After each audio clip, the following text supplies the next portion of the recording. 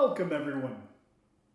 Gentlemen, I'm Charlie Fox, and I'm here to celebrate the good guys, because masculinity isn't toxic, our role models are. Today we're going to talk about how, when I was a kid, my favorite hero taught me how to take a stand against evil.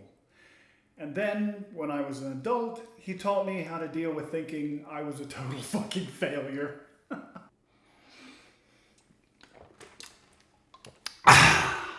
Let's talk about Luke Skywalker.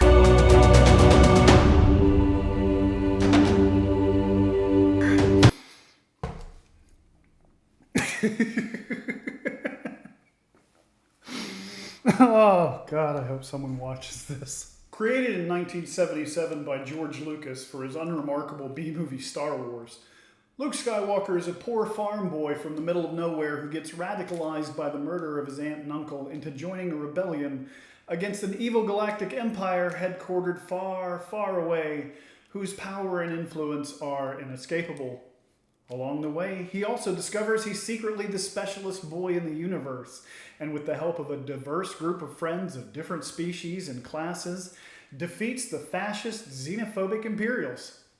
It's an understatement to say Star Wars has since become a cultural phenomenon the world over. Love it or hate it, it's shaped the way a lot of men engage with the world, in ways people might not expect. Today we're going to talk a lot about Luke, but we're also going to talk a lot about me. You'll see why. I was born in the long, long ago of 1979. Just after everything became color, but just before everything became digital. So I was prime age demographic for the Star Wars marketing blitz. I played with the toys, I ate the cereal, and I watched those movies over and over again. I lived in the woods. We didn't have cable, so I just lived and breathed Star Wars. Other guys liked playing Han, but I looked up to Luke. Like me, Luke was a poor nobody living on a farm in the middle of nowhere, yearning for adventure. And I got to see him do it. He went off and made out with a hot babe that turned out to be his sister, and he fought an evil space Hitler that turned out to be his dad. And he hung out with a spacefaring Sasquatch that turned out to be a pretty chill dude. Also like me, Luke was told over and over again, first by Obi-Wan and then the wider world around him, that he was gifted. Luke was going to change the galaxy, he was told, because he was special and different from everyone else. So was I. Someone did a test on me when I was very young, and it was decided for me that I was gifted. This is not something I asked for or pursued, but something I accepted. From then on, I was told I was going to be a rich, famous writer one day. I would buy everyone in the family a big mansion because I was just so smart and special that everything would come easy for me. I would finish college and have a good career, and everything would always turn out great with little effort.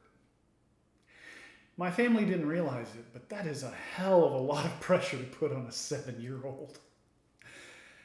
And it taught me that if I wasn't immediately great at something, it was a personal failing, and I'd never overcome it. So if something was hard, just give up or find a way to bullshit your way through it. So when I left home and entered college, I was met with the real world where everything is hard, nothing comes easy, and you have to work your ass off just to be good enough. Since I couldn't just sleepwalk through college and make all A's, I dropped out and entered the workforce. Again, this was a shortcut. Surely, I thought, all my heroes at the time were like Quentin Tarantino, started off at a video store. So I'll just go from a studio job, and then from there it'll just be Hollywood fame and fortune. But life kept getting in the way. I got married way too young and committed myself to a career in railroading because it was safe, decent money. But those riches and successes everybody said I should have been making by now never came. Thanks to an abusive job and an imploding marriage, I fell hard into depression and drugs. I'd failed. I was supposed to be somebody at this point, but here I was, scraping by miserably, hating both my job and my marriage, but nothing more so than myself. Then The Last Jedi came out. And here is my hero, Luke Skywalker, 40 years later, depressed, miserable, a failure. He didn't live up to everyone's expectations. The fandom is very clear what they expected from Luke Skywalker. For him to show up and be the galaxy's most special boy and fight the Empire with his laser sword. But he made a mistake. And in that mistake, he saw what a lot of us guys fear. Luke saw his father in himself. Standing over his nephew, Luke thinks that it's up to him and him alone to fight the evil he sees rising in Kylo. But Kylo wakes up, and Luke realizes he's about to make the same mistake Anakin did, trying to solve a problem before it's even there. I can relate. There was a day not too long ago when I myself looked into the mirror and saw way more of my dad than I was comfortable with. It fucked me up, let me tell you. But I made the choice to do better. I made the choice to stop blaming myself for not being perfect, not living up to what everyone else expected of me, and you can too. What did Tyler Durden say? We were all raised to believe we were going to be rock stars and movie gods, but we won't.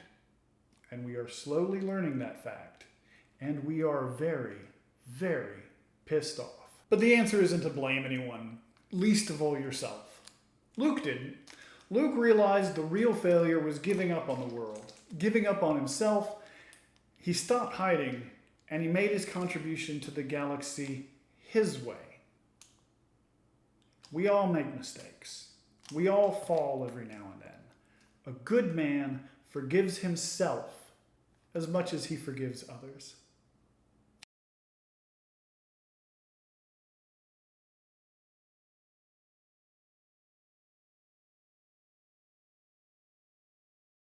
Next week, we look at my favorite works in progress, Ron Swanson and Wolverine.